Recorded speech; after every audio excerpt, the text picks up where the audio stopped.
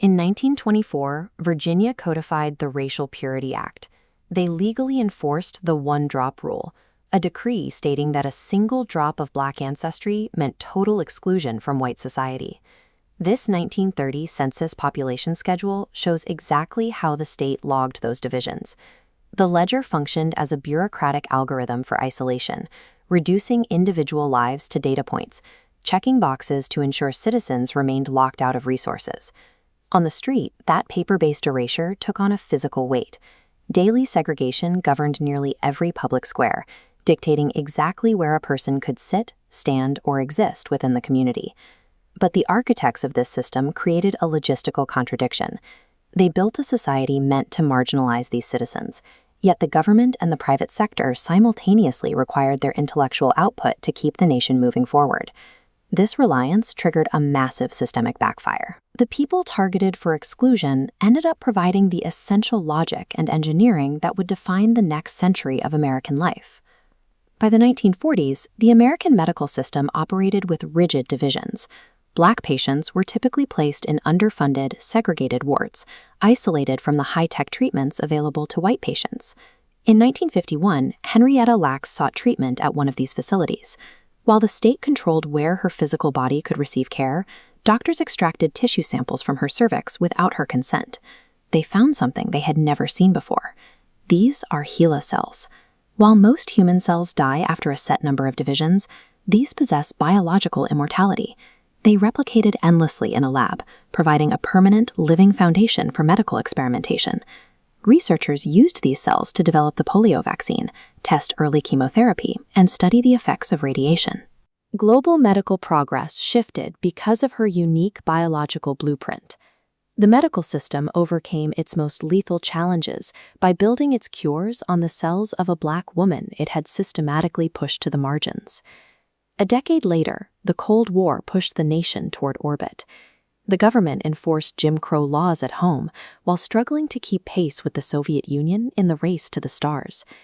NASA required human computers to chart a path to the moon.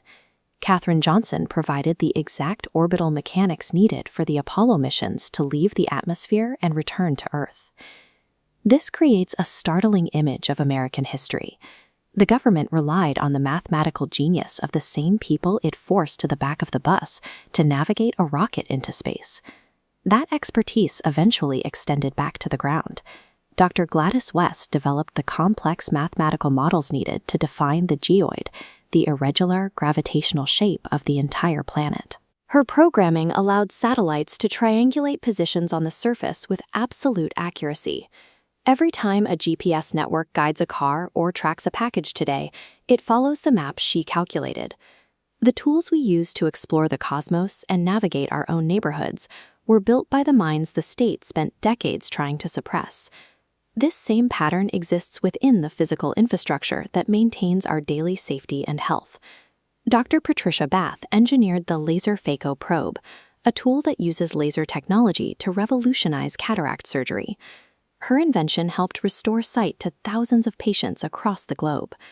On our streets, Garrett Morgan designed the three-position traffic signal. He introduced the warning phase that allows modern, high-speed traffic to move through urban centers without constant collision. Even domestic tools saw these improvements.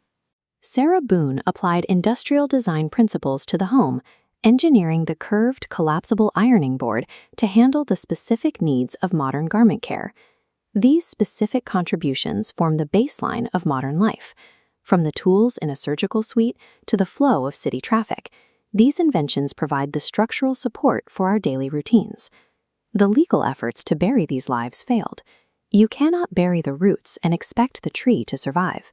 The labor of the past provided the data for the future.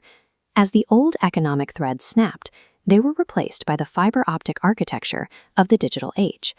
The patterns found in our history have become the foundational data needed for modern systems and AI.